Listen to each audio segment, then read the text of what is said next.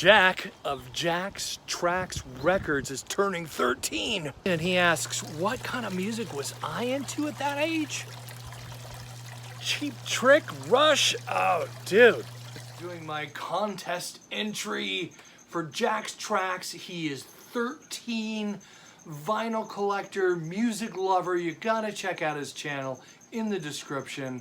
Getting him to 1,000 subs. I am honored to be a part of this as a music lover and vinyl collector myself. By the way, if you hear cricket noises, it's Dante.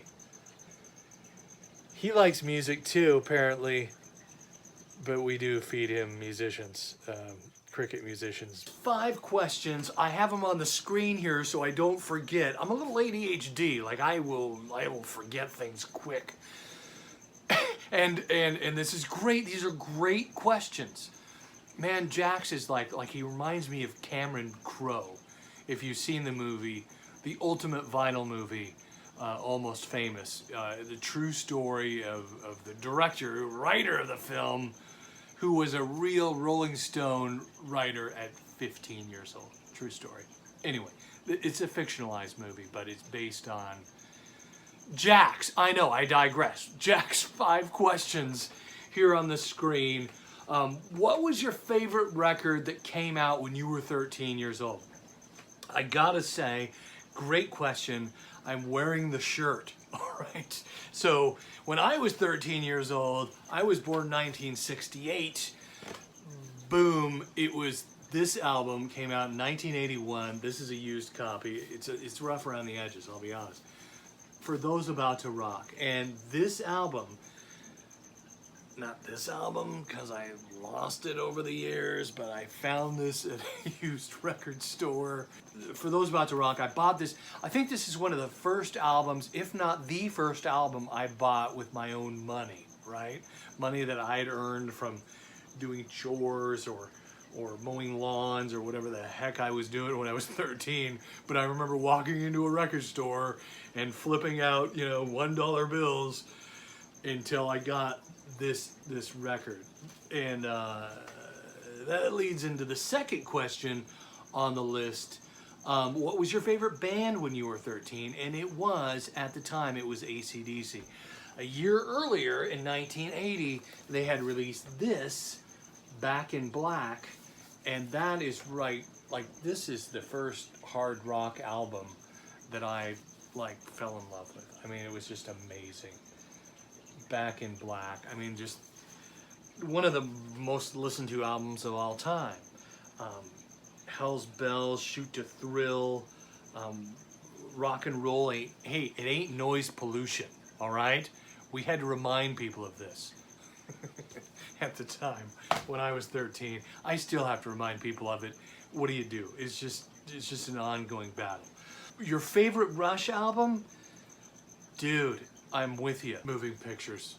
I mean, seriously, this has got to be on my most loved albums of all time. I got this for like $5 used. Got a shout out to Daybreak Records in Seattle, Fremont. We're going there tomorrow. They're having a 1-year anniversary of their new location. They opened up during COVID. If that ain't bad luck, right?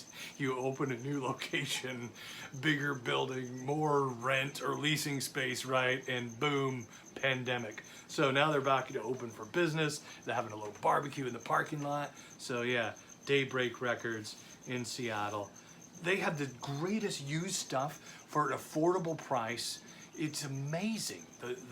I mean, I got this album, and yeah, it's used and it's in a little rough shape, but it just the hands that this is history right here.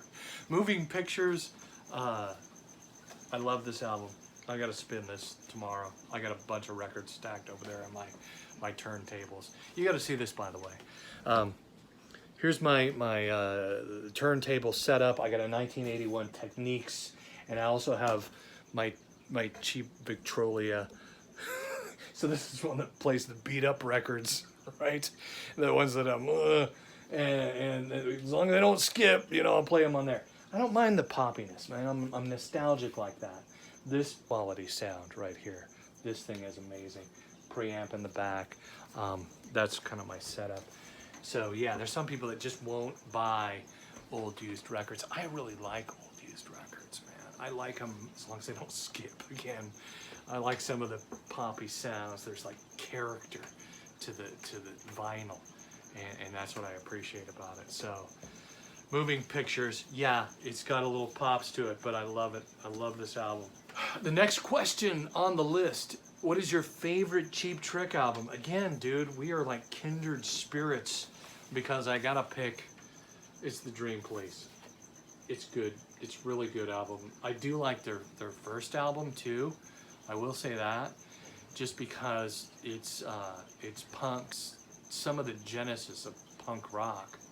The guitarist, there's just that band, all right? It's just amazing. Cheap Trick. It's cool that you like Cheap Trick. You got that energy in you that is that digs that kind of. It's a little punk rock. I'll be honest. That's what it is.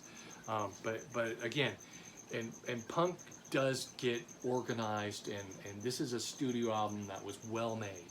This is kind of their maturity, in my opinion, and I appreciate this album. And you're right, one of the best live albums is right. I got this one too.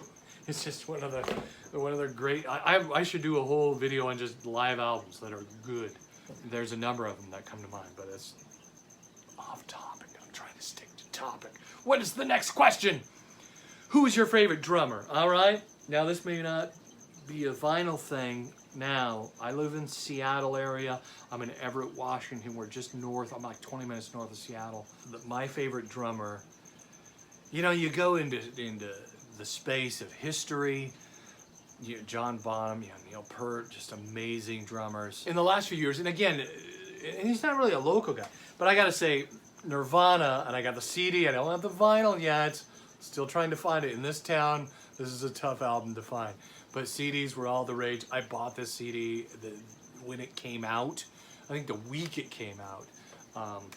Nevermind, Nirvana. Dave Grohl is just an amazing drummer.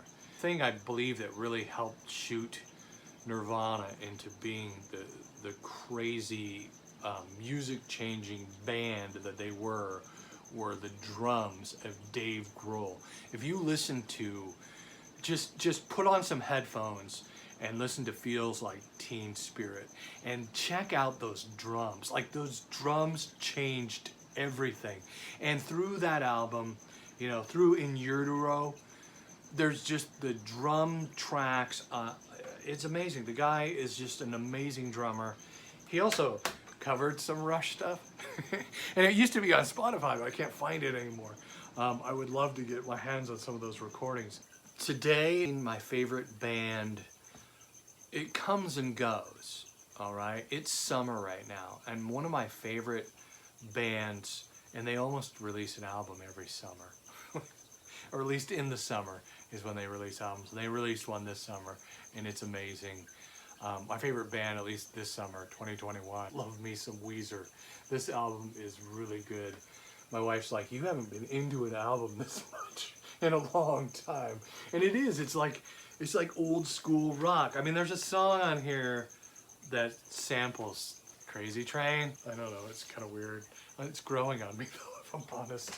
The Hero, I mean, just some good time, summertime music. I need some of that, all right? Yeah, that's a track on this album. And check it out, is in Neon Pink, the Weezer album. Just an amazing, look at that, Neon Pink. Just great release. Got this at Easy Street Records in Seattle. Speaking of Seattle music, I gotta share this. I'll put in the end screen, Grunt Truck, Record Store Day.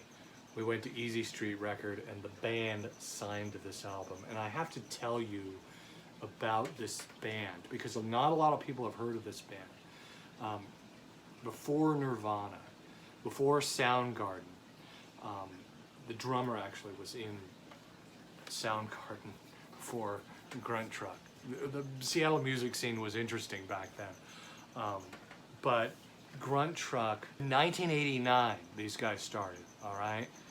before grunge was a thing, the way that, so here's what I've heard, and I should have asked the questions when the band was there, but you know, it's just like, wow, like starstruck. You're like, oh my goodness. The name grunt truck comes from the pickups on the guitar. So that Seattle sound, that kind of boom, right? That sound, this band was some of the genesis of that. And yeah, Soundgarden was out there doing it at the time. Soundgarden was playing little clubs and stuff and in Seattle in the late 80s. But grunt truck took a bass pickup and put it in the truck, right, of an electric guitar, which is amazing and possibly changed music, the history of music forever. Grunt truck, just these guys.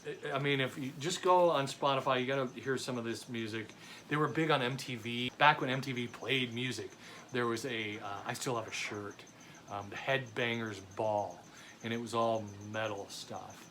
And they featured grunt truck on there. You gotta look up Tribe, Crazy Love, Machine Action. This is a double album. Those songs are amazing. You listen to those. If you like hard rock, you like metal, that is some amazing stuff. That's my entry, Jack. Happy birthday. Don't grow up too fast. Have some fun. Eat some cake. Blow out some candles. And all the success with YouTube. I'm sure you're gonna hit that 1,000 subscribers real soon. If not, the 30,000 that you've hit in the future. 2021, great time to be turning 13. I'm out. That's my video. Subscribe, like, whatever you want to do. We all say that. I know. It's important though. Later, Jack. Happy birthday again. Bye.